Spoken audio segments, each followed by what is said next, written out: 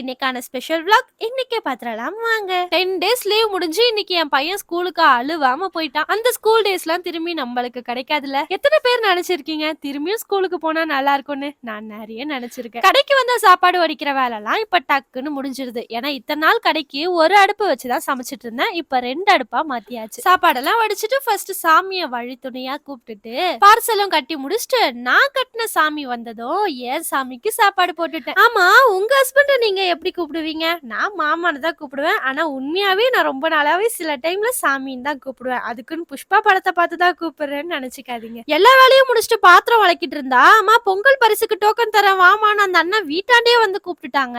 ஓடி போய் டோக்கனை வாங்கிட்டு திரும்பி கடையாண்ட வந்து நிக்கிறதுக்கும் வருண் வர்றதுக்கும் கரெக்டா இருந்துச்சு. பாவம் பசங்க ஸ்கூல்ல இருந்து வீட்டுக்கு வரதுக்குள்ள ஒரு சின்ன தூக்கமே தூங்கிடுறாங்க. அதோட வீட்டுக்கு வந்து ஒரு 4 மணி போல 4 இட்லியை சாப்பிட்டுட்டு இந்த vlog முடிச்சு வீடியோல வரேன்.